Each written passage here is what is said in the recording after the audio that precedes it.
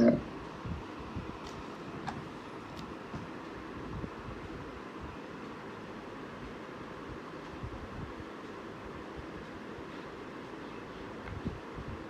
Okay, so, all right. Sorry, need to log in.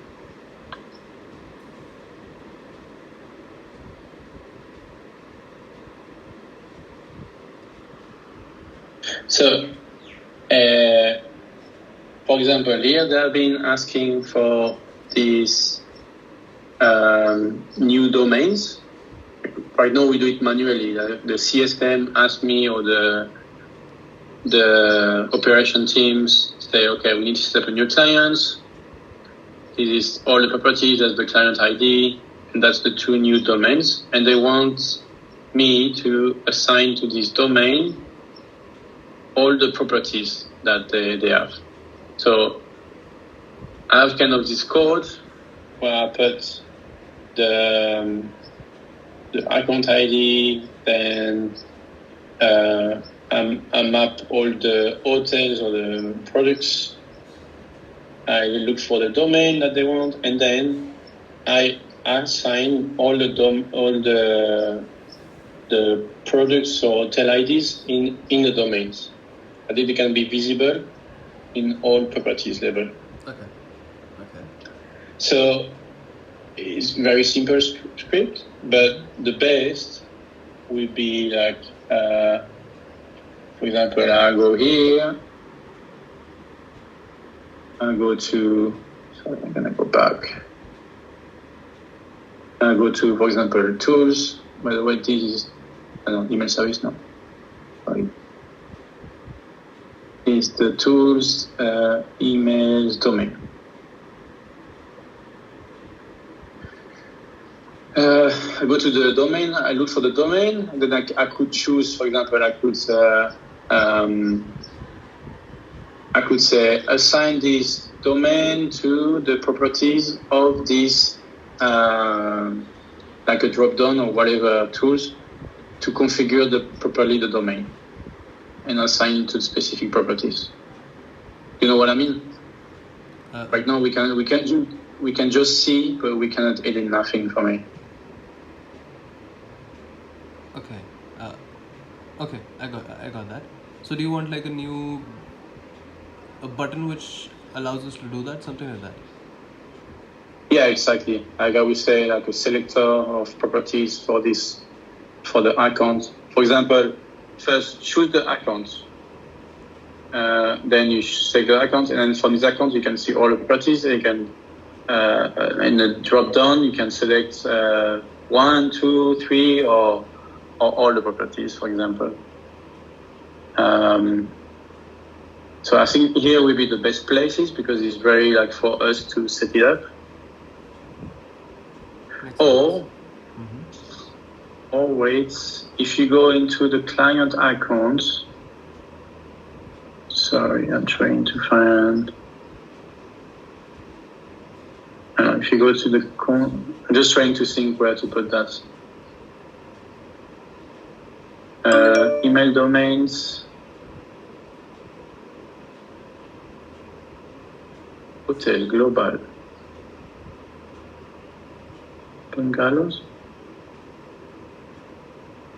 Oh, look, you can.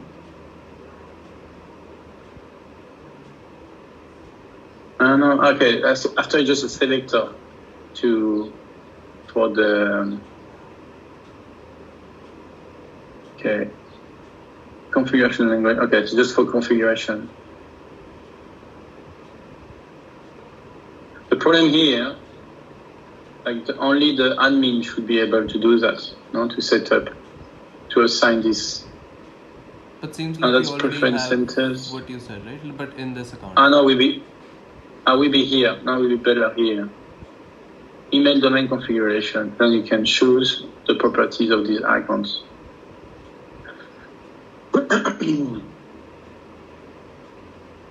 I think we'll be maybe better because even the client can do it. It's like, okay, you create your domain and then you assign to the correct properties. And that's less work for us. Makes sense. yeah, maybe we should discuss with product, see what they think. Okay, I'll leave it here. I'll see on my notes, but that's something we can. There's no rush. We know it doesn't need to be for yesterday, like many tasks, but we should start to plan it. You know what I mean? Yeah, makes sense. As well as another tools that I think is quite important. It's not done, but we should. It's not very a tool. It's like a validation. So basically, would be to when we, for example, let's take this account. These accounts have the Senraise account ID 630. Yeah. So we need to make sure that you cannot duplicate this. It should be unique.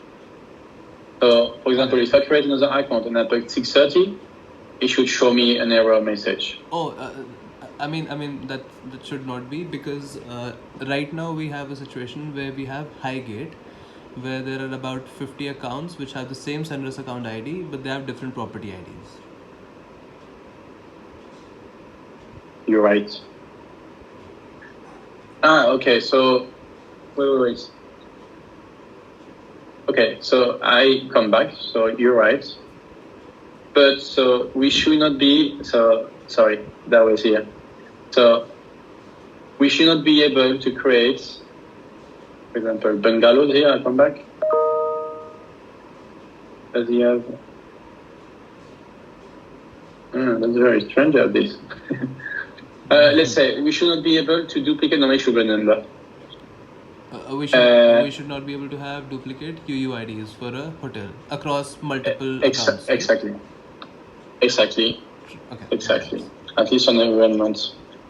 So because if Senraise send the data and we switch them on the UUID. Okay. So I did write, and I put, it was me. I was the UUID. So yeah, we should have checks of when you edit or create like a validation to make sure this is unique. Okay. And if it's already existing, you reject the update or the creation. Okay, definitely. That will totally work. Yeah, I'll do that. And so then that will check across all the accounts in that specific environment, right? Yeah. Then all environment is going to be different by environment. Like say in Europe, you check in Europe. Exactly. I mean, there's no way of us finding out whether it's available in another environment. Like.